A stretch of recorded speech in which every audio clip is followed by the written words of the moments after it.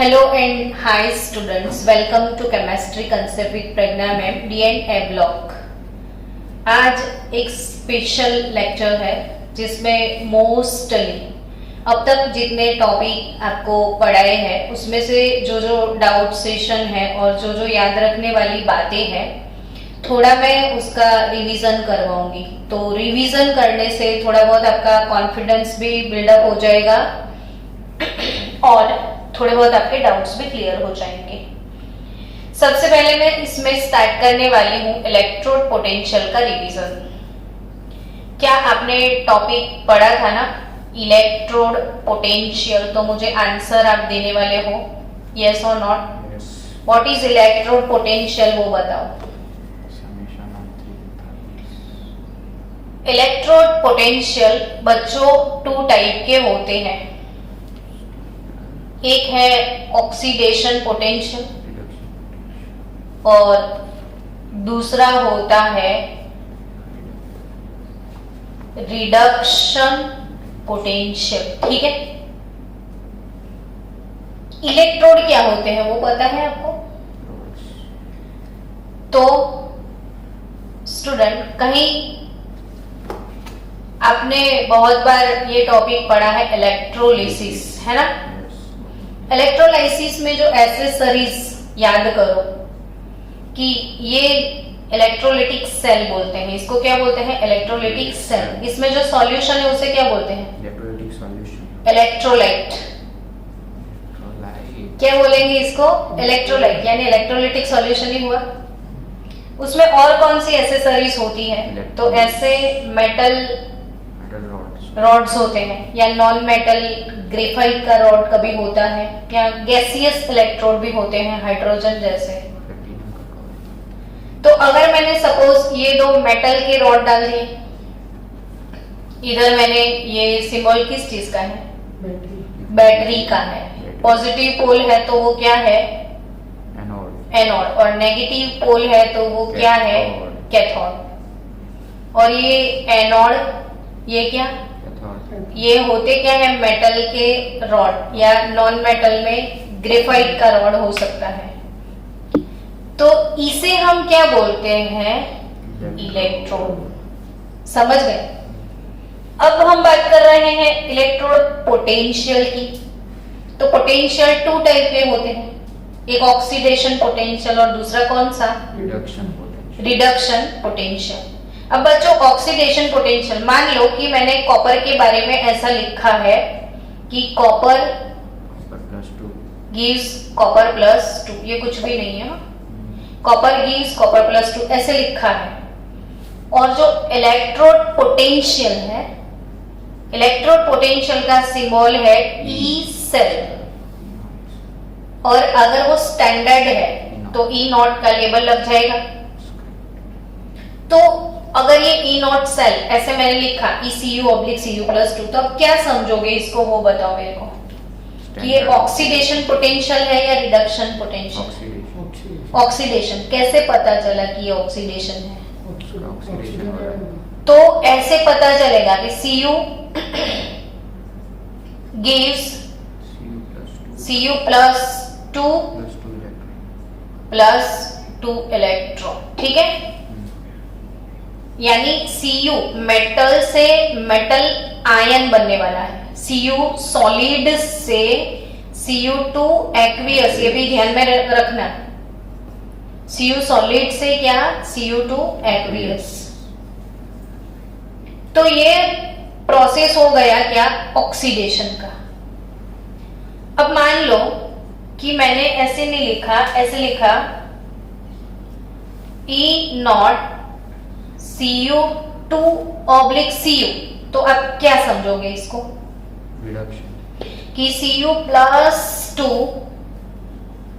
2 electron gain करेगा तो बनेगा क्या? Cu। समझ गए हो? Cu+2 2 इलेक्ट्रॉन गेन करके क्या बनेगा? Cu। ये कौन सा प्रोसेस मैंने लिखा है? रिडक्शन। यानी Cu+2 को इलेक्ट्रॉन गेन करना है।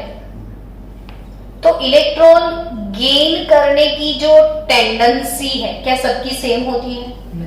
मान लो जिंक 2 है, टू इलेक्ट्रॉन गिव जिंक, इसने भी इलेक्ट्रॉन रिसीव किया, इसने भी रिसीव किया, क्या दोनों की इलेक्ट्रॉन गेन करने की टेंडेंसी सेम होगी? नहीं ना, दोनों की अलग अलग होगी। मतलब इलेक्ट्रॉन गेन करने की जो टेंडेंसी है, उसका जो मैग्नीट्यूड है, उसे हम रिडक्शन पोटेंशियल बोलते हैं। समझे? What is reduction potential? Electron gain करने की कैपेसिटी का मैग्नीट्यूड। बच्चों देखो, क्लास में 50 बच्चे पढ़ रहे हैं, मैं पढ़ा रही हूँ 50 बच्चों को इक्वली, ठीक है, इक्वली पढ़ाती हूँ ना, तो क्या आपको लगता है पूरे क्लास में सबकी एब्जॉर्ब करने की कैपेसिटी सेम है? नहीं ना, सबकी अलग अलग है। अब हर क्लास में जितने भी इलेक्ट्रोड बैठे हैं, यानी जितने भी स्टूडेंट, तो मेरे लिए वो सारे इलेक्ट्रोड, तो उनकी गेन करने की टेंडेंसी कैसी है? अलग अलग है ना सबकी। तो वो कैसे पता चले कि किसकी टेंडेंसी कितनी है? तो टेस्ट लेना पड़ेगा मुझे, और अगर मैंने टेस्ट ले लिया तो मार्क्स आएंगे, और मार्क्स के हिसाब से मुझे पता चल जाएगा, यानी कोई ना कोई एक मैग्नीट्यूड तो होता है। तो वैसे ही सेम कॉपर का इलेक्ट्रोड पोटेंशियल, जिंक का इलेक्ट्रोड पोटेंशियल, दोनों का अलग अलग है, लेकिन मुझे कैसे पता चलेगा कि किसका ज्यादा है किसका कम है? तो मुझे इसका एक मैग्नीट्यूड भी चाहिए, और वही मैग्नीट्यूड यानी E नॉट सेल। तो इसको ही हम क्या बोलते हैं? Electrode potential. अब बच्चों वो इलेक्ट्रोड पोटेंशियल जो भी है, वो कैसे कैलकुलेट किया जाता है वो समझना है। आज मुझे आपको एक डाउट सॉल्व करवाना है, वही कि जो भी ट्रांजिशन मेटल है, सबके पोटेंशियल अगर आप देखोगे, ट्रांजिशन मेटल के रिडक्शन पोटेंशियल की मैं बात करूं, तो ट्रांजिशन एलिमेंट की रिडक्शन पोटेंशियल, जैसे स्कैंडियम और वेनेडियम, शक्ति VCR, फिर क्या? मन्ने, फेको, निकुंज, ऐसा कुछ है। इसमें स्कैंडियम का पोटेंशियल यूजलेस है, टिटेनियम का यूजलेस है, क्यों? कोई खास वैल्यू है नहीं उनकी गेन करने की टेंडेंसी। तो वेनेडियम की मैं बात करूं तो 1.18 है, क्रोमियम का पोटेंशियल जो है -0.91 है, मैंगनीज का पोटेंशियल है -1.18। आपको ये बाय हार्ट नहीं करना है, सिर्फ समझना है एक चीज, ये 0.44 है। आपको क्या समझ में आया वो बाद में पूछूंगी। ये 0.28 है, निकल का -0.25 वोल्ट है, कॉपर का +0.34 वोल्ट है, और हालांकि बाकी सबका नेगेटिव है, और कॉपर का कैसा है? पॉजिटिव। तो ये पूरी सीरीज में आपको ना एक रेगुलर ट्रेंड कुछ भी नहीं मिलेगा, सबके इलेक्ट्रोड पोटेंशियल इरेगुलर है, किसी का इंक्रीज होता है, किसी का फिर से डिक्रीज हो जाता है, और ये सब वही आपको दिखेगा। और इसका बहुत ज्यादा है मैंगनीज का, देखो मतलब मोर नेगेटिव इन सब लोगों की कंपैरिजन में। तो स्टूडेंट ये कॉपर का पॉजिटिव कैसे हो गया? तो आप लोग अभी जितने बच्चे पढ़ रहे हो, कोई मुझे बताएगा कि कॉपर का पॉजिटिव क्यों है? Anyone in the class? चलो, तो वही मेरा आज का डाउट सॉल्यूशन है कि why electrode potential of copper is positive, और वही क्वेश्चन से हमारा दूसरा क्वेश्चन इसमें सॉल्व होने वाला है। उसकी कॉन्फ़िगरेशन फुल हो जाती है तो इलेक्ट्रॉन गेन करने की ज्यादा जाती है। एनीवन, निसर्ग, देव, जाबिया, निकिता, जो भी पुराने स्टूडेंट बैठे हैं, एनीवन?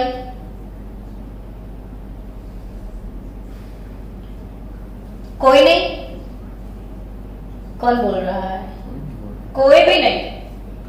तो ये तो तकलीफ वाला कारोबार हो गया। तो आज समझने के बाद कल तो मुझे आंसर दोगे ना। देखो, कॉपर से कॉपर +2, यानी ये ऑक्सीडेशन है या रिडक्शन, वो बताओ। तो हम ऑक्सीडेशन की पहले बात करते हैं। सब लोग का माइंड फोकस सेट है ना? हम किस चीज की बात करने के लिए जा रहे हैं? Oxidation potential. किन लोगों को पता है? आप एक मिनट इसको, चलो स्टूडेंट्स, रिवीजन लेक्चर है, ध्यान देना कि कॉपर से कॉपर +2 ये हुआ क्या? ऑक्सीडेशन। हम कौन सा पोटेंशियल देखने के लिए जा रहे हैं? Oxidation potential. ये कैसे निकलता है वो पता है? किसी का ऑक्सीडेशन पोटेंशियल कैसे निकलता है? तो इसके लिए 3 एंथैल्पीज का टोटल करना पड़ता है। 3 एंथैल्पीज कौन कौन सी समझो? ऐसा दिख रहा है कि हाइड्रोजन लिबरेट नहीं कर सकता, इसीलिए। किसने आंसर दिया? पहले मीत पटेल ने दिया, फिर स्नेहा ने दिया। क्या हाइड्रोजन लिबरेट नहीं नहीं कर करता सकता इसलिए? इसलिए। नहीं, वो पॉजिटिव है इसलिए लिबरेट नहीं करता है। अब समझ लो जो भी बच्चों को नहीं पता है इसका आंसर, कि कॉपर सॉलिड से पहले मुझे किस चीज में जाना पड़ता है? कॉपर गैस में जाना पड़ता है। हाइड्रेशन एंथैल्पी बैलेंस में। तो कॉपर सॉलिड से मैं किससे कहां पे जा रही हूँ? कॉपर गैस में जा रही हूँ। तो सबसे पहले मैंने क्या किया? सॉलिड से गैस लिया। सब्लिमेशन। ये प्रोसेस कौन सा है? Sublimation. Solid to direct gas, हेट। सॉलिड से सीधा किस में जाओ? गैस में। इसे क्या बोलते हैं? सब्लिमेशन। लेकिन कॉपर मेटल से इसका ये एटम हम आइसोलेट भी करते हैं, तो इसे एटोमाइजेशन भी बोलते हैं। वही प्रोसेस को क्या बोलते हैं? एटोमाइजेशन।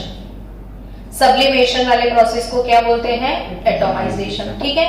और उसके लिए जो एंथैल्पी हीट लगता है उसे एंथैल्पी ऑफ एटोमाइजेशन, जो कि एब्जॉर्ब होता है, वैल्यू कैसा होगा? पॉजिटिव। सबको क्लियर? ये तो रिवीजन है, मैंने ये चीज पढ़ाई हुई है लेकिन आपको याद करवा रही हूं सिर्फ। फिर कॉपर गैस इलेक्ट्रॉन को क्या करेगा? लूज करेगा। क्या बनेगा? कॉपर +1 बनेगा। इसे बोलते हैं first ionization enthalpy, which is also positive. फिर कॉपर +1 से +2 क्या बनेगा?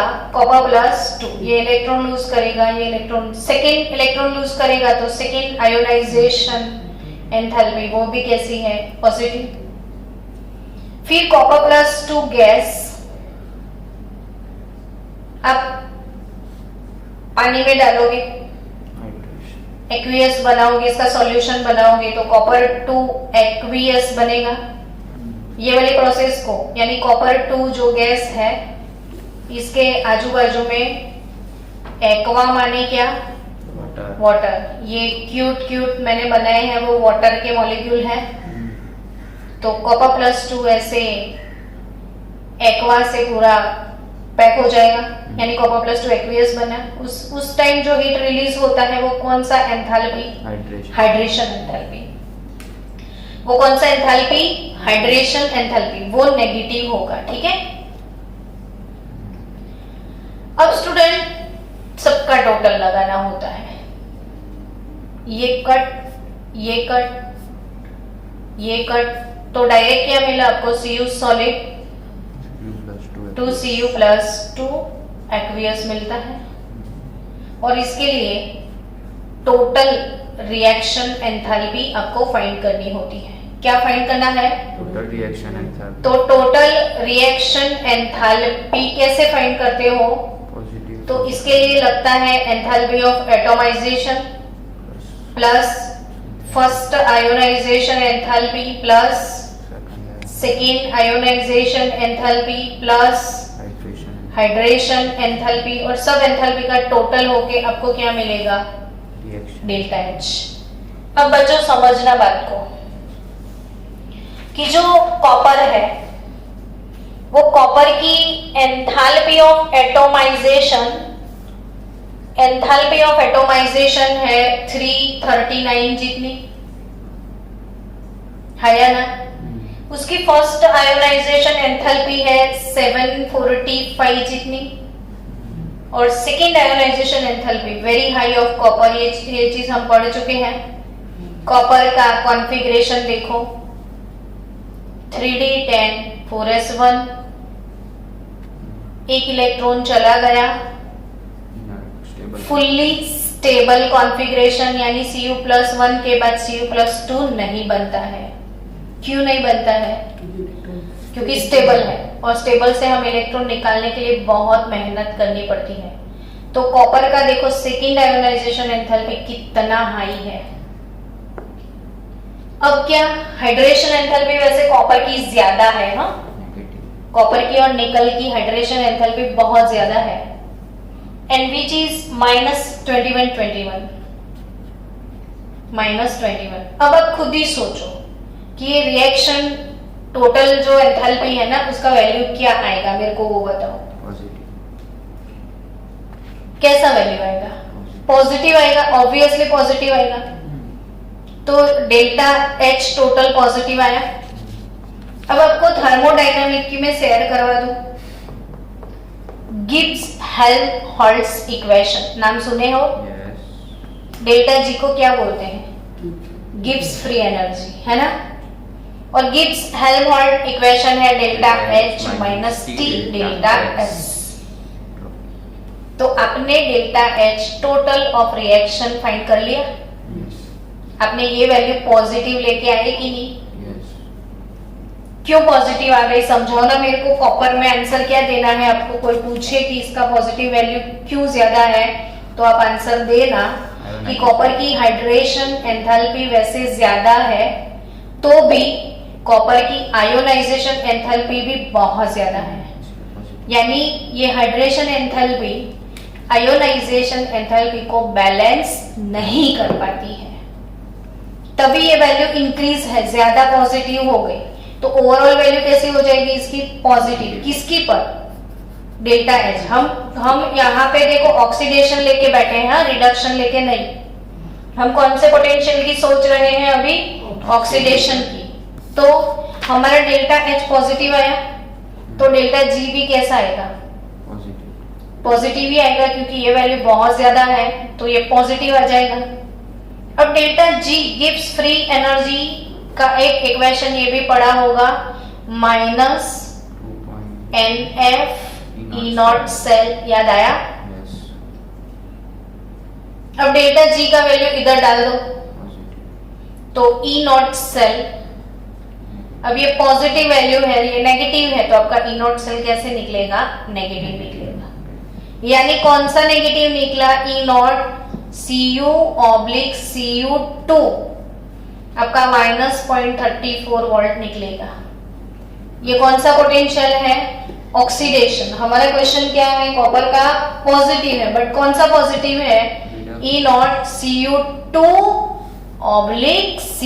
अब ये ऑक्सीडेशन नेगेटिव आया तो रिडक्शन कैसा आ जाएगा? पॉजिटिव आ जाएगा। हाँ, पूरी उल्टी प्रोसेस इसमें होती है। समझ आया कि नहीं आया? तो अब कोई आपको आके पूछे कि अकेले कॉपर का क्यों पॉजिटिव है नेगेटिव होने के बदले, तो आपका आंसर होना चाहिए कि कॉपर की first ionization enthalpy and copper की सेकेंड आयोनाइजेशन एंथैल्पी का टोटल बहुत ज्यादा है, जो कि उसकी हाइड्रेशन एंथैल्पी को बैलेंस नहीं कर पाता है। और इसकी वजह से इसका ऑक्सीडेशन पोटेंशियल नेगेटिव निकलेगा और रिडक्शन कैसा हो जाएगा? पॉजिटिव। ये सफर समझ में आया? आपको ये चीज समझ में आई ना कि इन सबका एडिशन होता है, फिर डेल्टा एच टोटल निकलता है। डेल्टा एच टोटल से क्या निकलता है? Delta ji.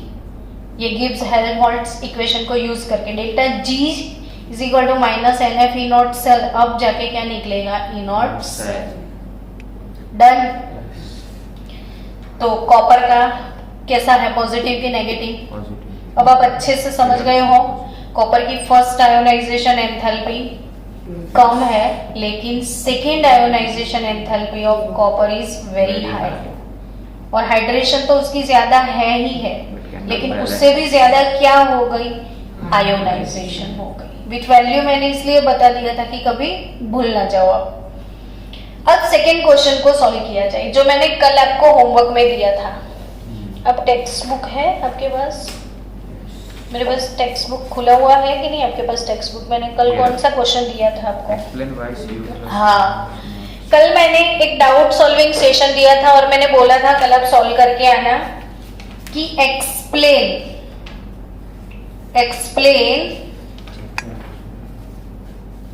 why copper plus iron is not stable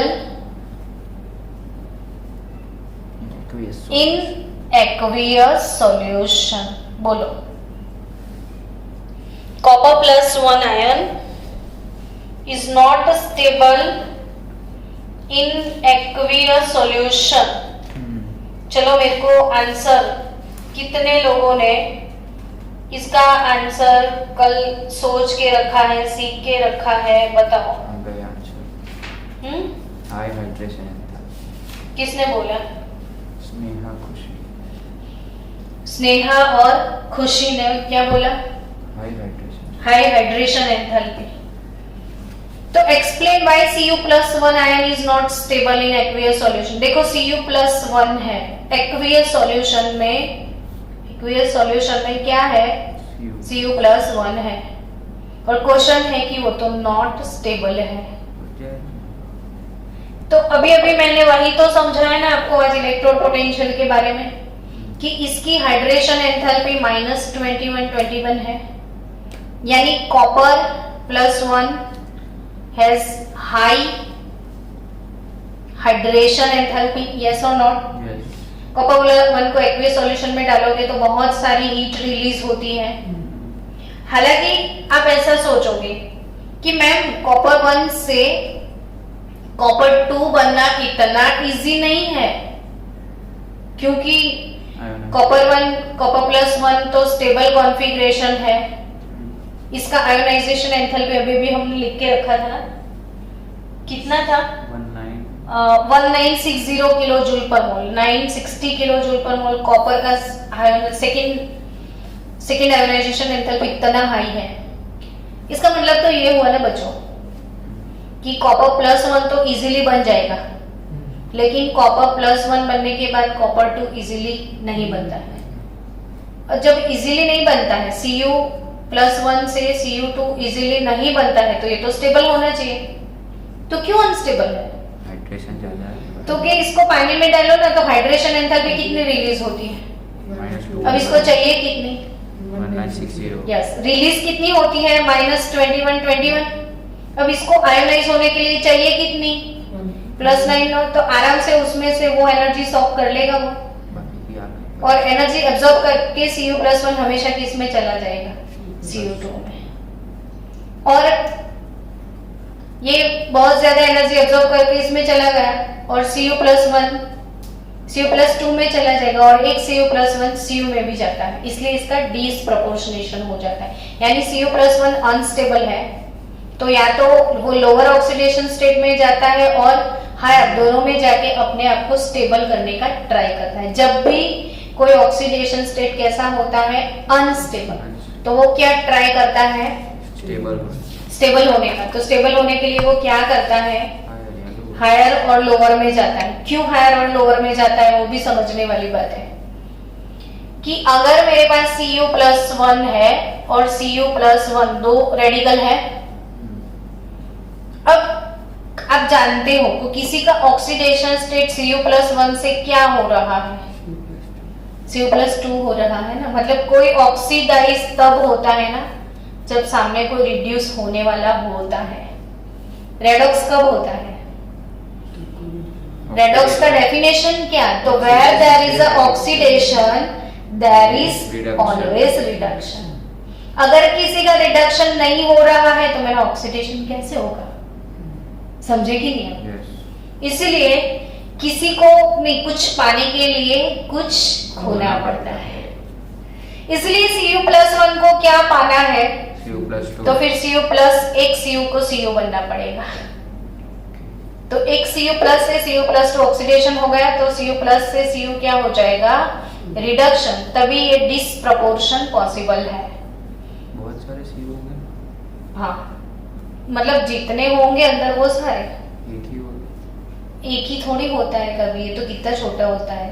इतने सॉल्यूशन में तो 6.022 × 10⁻23 जितने हो जाएंगे. तो सबको समझ आई बात कि नहीं आई? यानी कॉपर का दूसरा डाउट भी सॉल्व हो गया. अब मुझे आज आपको कॉपर का एक तीसरा डाउट भी सॉल्व करवाना है. यानी आज मैं किसके पीछे पड़ी हूँ? नहीं, कॉपर के. कॉपर सोच रहा होगा मैम मैंने आपका क्या बिगाड़ा आज. और पता है सुबह सुबह आज आरओ से मैं कॉपर वाला वाटर पी के आई हूँ, तभी मन कॉपर कॉपर हो गया। कल आयन वाला पीना। कल मैं आयन वाला पीऊंगी तो आयन आयन हो जाएगा। चलो ठीक है, नेक्स्ट डाउट कॉपर का। All halides of copper, CuH all halides of copper. All halides of copper मतलब क्या? हेलोजेंस के साथ compound Such as copper and halogen, such as CuF2, such as CuCl2, such as CuBr2 और CuI2, यही होंगे ना? All halides of copper, CuCl2, CuF2, CuBr2 are non। तो भी प्रॉब्लम क्या है मैडम? इसके साथ है प्रॉब्लम। किसके साथ प्रॉब्लम है? कॉपर आयोडाइड CuI2 के साथ। CuI2 इज नॉट नॉन, तो बनेगा ही नहीं। ऐसा क्यों? तो वही तो आज पढ़ाने वाली हूँ। तो अब सोचो कि अगर ऐसा है तो ये नीट जी का MCQ बने कि ना बने, मेरे को बताओ। ऑफ कोर्स बने, है ना? ऑफ कोर्स नीट जी का MCQ बनेगा वो। अब ये क्यों बनेगा? सोचो, क्यों इसको इसके साथ नहीं बनती है? उसकी नहीं बनती है, अपनी तो क्या है? इसकी बनती है, इससे बनती है, इससे बनती है, इससे नहीं बनती है। मार खाता होगा। क्या? मारता होगा वो। Because Cu+2 is a good oxidizing agent. ऐसे बोल रहे हो एग्जिस्ट नहीं करता, ऐसे बोल रहे हो। Is good, Cu+1 एग्जिस्ट नहीं करता है बेटा। क्या पढ़ा तू? Cu+2 में पानी में चला जाता है। CuI2 सुना। तो Copper+2 is a good oxidising oxidising agent. Best oxidising agent क्यों है? सोच। तो सॉल्यूशन में Cu+2 हमेशा ऐसा सोचेगा, ओ मुझे 2 इलेक्ट्रॉन दे दो भाई, मैं तो Cu बन जाऊं। वो खुद रिड्यूस होगा इसलिए दूसरों को। हाँ, वो खुद रिड्यूस होना चाहता है ना? अब जो खुद रिड्यूस होता है वो क्या होता है? ऑक्सीडाइजिंग। कोई भी मेटल आयन, तो कोई भी मेटल आयन हमेशा रिड्यूस ही होगा ना। तो वो कौन सा एजेंट होगा? ऑक्सीडाइजिंग एजेंट ही होगा। अब उसके गुड ऑक्सीडाइजिंग एजेंट होने की वजह से क्या होगा? सोचो कि सॉल्यूशन में अगर अपने Cu+2 के साथ आयोडीन ले लिया, गलती कर ली, CuI2 के सॉल्यूशन में क्या होगा? Cu+2 और आयोडीन होगा ना। बट Cu+2 और I- रेडिकल होंगे ना इसमें, तो I2 नहीं, I- होगा। 2I- और 2 अगर मैंने 2 ले लिया तो 4I- होगा। 2 क्यों लिया? रिएक्शन बैलेंस करने के लिए। Cu(I2) है, ठीक है? तो Cu+2 है इसमें और 2I- है और मैंने 2 मोल लिए, तो 2Cu+2 4I- हो जाएंगे सॉल्यूशन में। तो 2Cu+2 4I- is a good oxidising agent. तो वो इसको क्या कर लेगा? अरे good oxidising agent, Cu+2 good oxidising agent, तो वो I- को क्या करेगा? ऑक्सीडाइज करेगा। तो I- ऑक्सीडाइज होके किस में जाता है? I2 में जाएगा ना। I- का ऑक्सीडेशन स्टेट -1 है, तो I2 का 0 है। वैसे फ्लोरीन, क्लोरीन, ब्रोमीन के साथ ऐसा क्यों नहीं होता? तो इनका जो पोटेंशियल है ना, वो कॉपर से ज्यादा है, वो स्ट्रॉन्ग है, ये वीक है बेचारा, तो इसको कॉपर निगल गया। इन लोगों को नहीं निगल सकता, तो हो जाता है उनका साथ मैचिंग, लेकिन ये थोड़ा दुबला पतला है, बेचारा इजीली ऑक्सीडाइज हो जाता है। तो समझो कि Copper+2 4I- को ऑक्सीडाइज कर लेगा और खुद क्या बना लेगा? Cu2I2। कौन सा कंपाउंड बना देगा वो? Cu2I2। Copper+2 Copper+1 में चला जाएगा, Copper+2 और I- में। तो कौन सा कंपाउंड मिलेगा? Cu2I2। So they form Cu2I2 on reaction with each other. So बच्चे लोग सबको समझ आया? तो मैंने कौन कौन से कॉपर के 3 डाउट आज करवाए, मेरे को वापस रिपीट करके बताओ। एक वो कि कॉपर का पोटेंशियल पॉजिटिव क्यों है, रिडक्शन पोटेंशियल पॉजिटिव क्यों है, बोलो। कॉपर का रिडक्शन पोटेंशियल पॉजिटिव क्यों है? उसकी आयोनाइजेशन एंथैल्पी ज्यादा है, हाइड्रेशन। तो कॉपर की हाइड्रेशन एंथैल्पी से ज्यादा ionise sum of first and second ionisation enthalpy is more than that of hydration enthalpy which does not balance hydration. So delta H value will be positive. So delta G will be negative and E naught cell ultimately oxidation potential negative. So reduction potential will be positive. Done? Yes. Second doubt कौन सा करवाया कि Cu+ aqueous medium में Cu+1 unstable है, क्यों?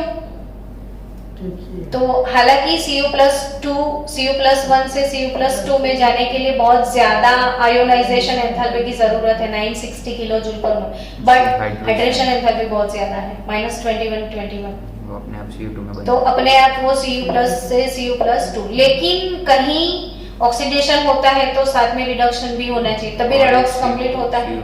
तो Cu+1 एक Cu+1 Cu+2 में जाएगा और दूसरा Cu में चला जाएगा, डिस्प्रपोर्शनेशन हो जाएगा क्योंकि Cu+1 अनस्टेबल है। ठीक है, तीसरा डाउट मैंने कौन सा करवाया गुड ऑक्सीडाइज कि कॉपर के सारे हैलाइड्स नॉन है, CuF2b CuCl2 CuBr2 but CuI2 does not exist. तो ये आ जाएगा ना नीट में कि व्हाई Cu कौन सा कॉपर का हैलाइड डज नॉट एग्जिस्ट, तो CuI2। व्हाई?